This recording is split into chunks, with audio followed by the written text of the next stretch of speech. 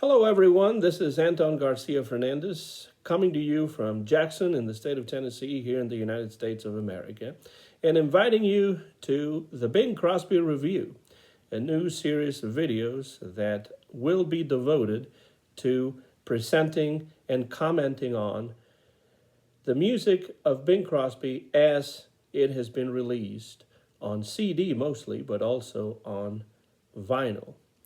And we're going to start this series of videos with the first volume of a very interesting set released in the UK by Sepia Records and entitled Through the Years. This is volume number 1, 1950-1951 of Through the Years.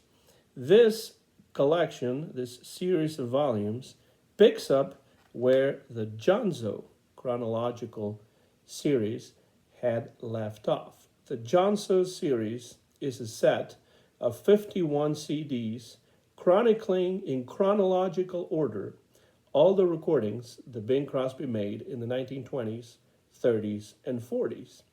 And this Through the Years series picks up where the Jonzo series had left off and presents Bing's chronological recordings in the 1950s with notes by my friend Malcolm McFarlane from the International Club Crosby. A very interesting set and absolutely recommendable. We're going to be talking about volume 1, but there will be videos in the future about all the other volumes.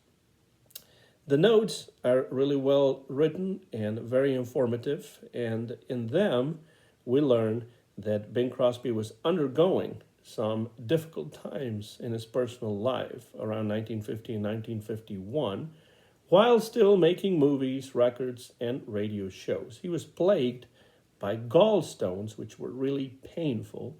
And unfortunately, around this time, Bing also lived through the passing of his own father and also the death of friend and fellow entertainer Al Jolson. Bing also filmed the movie Here Comes the Groom and had his wife, Dixie Lee Crosby, guest on his radio show, apparently for the first time. In 1950 alone, Bing Crosby had several chart hits and was very successful at the box office.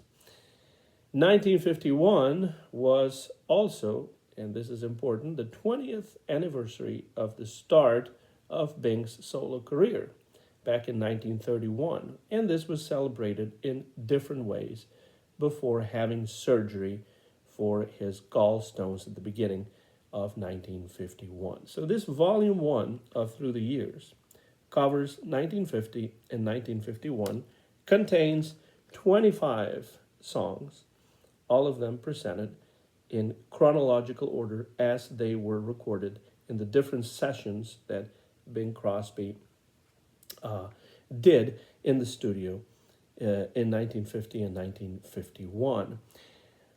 All the songs are interesting if you are a Bing Crosby fan, but the highlights, I would say, are the following. Autumn Leaves, which opens the collection with Axel Stordahl, was recorded in 1950 at a time when not many artists had recorded Autumn Leaves, which was a French song called Les Feuilles Mortes, or Dead Leaves, for which Johnny Mercer wrote some really interesting and well-written English lyrics, the original French lyrics having been written by the poet Jacques Prévert. Very appropriately pensive reading of Autumn Leaves by Bing Crosby. And when you think of Autumn Leaves, you don't usually think of Bing Crosby recording it or Bing Crosby's version, but it's a really interesting one anyway. We also have I've Never Been in Love Before from Guys and Dolls, not a standard yet in 1950 when Bing Crosby recorded it, although of course it would become one. I usually think of Chet Baker and his vocal recording of it for Pacific Jazz, but Bing understands the lyrics very well and does a fine job with I've Never Been in Love Before. Then there's If I Were a Bell, a duet with Patty Andrews from the Andrews Sisters, a fun take on a Frank Lesser song that always reminds me of Blossom Dearie, who recorded it for Verve Records. My favorite version of it is still the Blossom Dearie version, but hey, this is a very charming rendition by Patty Andrews and Bing Crosby.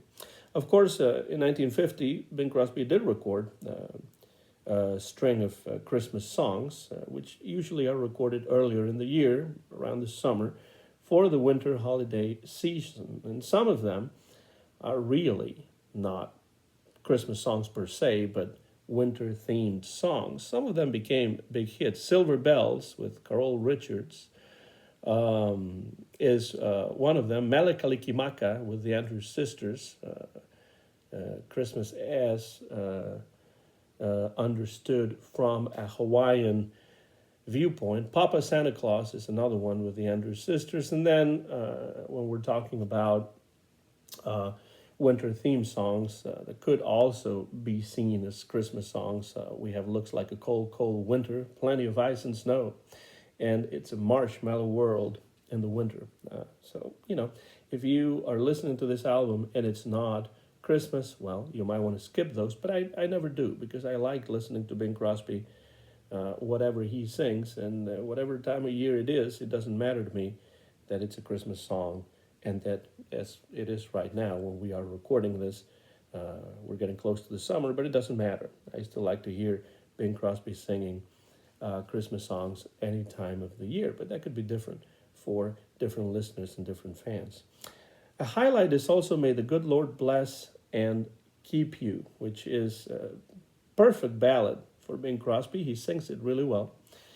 And this is a song that has been recorded by many different artists, Barry Como among them, and it always reminds me of Jim Reeves, but Bing Crosby does a really good version of it. Then there are 4 tunes with Tommy Dorsey from 1951. Bing Crosby reunited with Tommy Dorsey for this recording session. And it is great to hear the characteristic Tommy Dorsey trombone alongside Bing Crosby, although, well, not all the 4 songs might be up to par. But it is a good session nonetheless, and Without a Word of Warning is one of the songs that they did together. The Girlfriend, Without a Word of Warning, You Gotta Show Me, and Then You've Never Been Blue. Without a Word of Warning was a remake of a song cut by Bing Crosby with the Dorsey brothers, Jimmy and Tommy, in the 1930s. So it's nice to have Bing Crosby with Tommy Dorsey in the studio at the beginning of 1951. Then there are also a couple of novelties with the Andrews Sisters, not very well-known songs, but quite interesting, which are Black Ball Fairy Line and The Yodeling Ghost. In this one, we even hear Bing Crosby more or less yodel. Couple of Irish theme songs with Matty Madlock, which are With My Shillelagh Under My Arm. I've never been sure how to pronounce that word, but I think that's the way Bing pronounces it, Shillelagh. And St. Patrick's Day Parade, that second one, obviously, is about the St. Patrick's Day Parade in New York City, and were recorded for the St. Patrick's Day Market. Around the time of St. Patrick's Day. The target was obviously the Irish American community, but they're, pretty nice Irish rhythm tunes, and Bing Crosby sings them with conviction. And at the very end of the first volume of Through the Years, we have 2 songs, Copacabana and Quizás, Quizás, Quizás, or Perhaps, Perhaps, Perhaps, which are 2 songs that Bing Crosby did with Bando da Lua, the Band of the Moon, a Brazilian group that used to back up Carmen Miranda, who were very popular in Brazil starting in the 1930s and through the 1940s and 1950s. They disbanded after the passing of Carmen Miranda in 1955. And here they sing in Portuguese and in Spanish, and Bing Crosby really does a couple of delightful performances with this Bando da Lua on these 2 songs, Perhaps, Perhaps, Perhaps, and Copacabana. They recorded a couple more songs together, which I believe are in volume 2 of Through the Years. But Bing Crosby definitely always felt very much at ease singing Latin American tunes, and here are two good examples of that to close this first volume of Through the Years, encompassing 1950 and 1951. A really good release, as you can see if we open it. We have the CD right there. Interesting booklet with some pictures, as you can see, some of them in black and white, some of them in color, and some interesting liner notes commenting each of the songs. And the liner notes, as I said, are written by Malcolm McFarlane. And then also, well, here's another picture of Bing Crosby dressed as a cowboy with a horse, and then also some information about the sessions, which is also interesting to have, because we have the personnel, we have the dates and where the sessions took place, and also a few of the other Sepia Records releases from the United Kingdom. A good way to start this new series of videos on the channel, concentrating on releases of Bing Crosby music, mostly on CD, but occasionally also on vinyl, which we will call the Bing Crosby Review. Let us know what you think about this video, but particularly about this Sepia release Through the Years, Volume 1, in the comments under the video. And of course, we hope that you enjoy listening to the music of Bing Crosby and this Volume 1 of the Sepia release Through the Years. Thank you, and so long, everybody.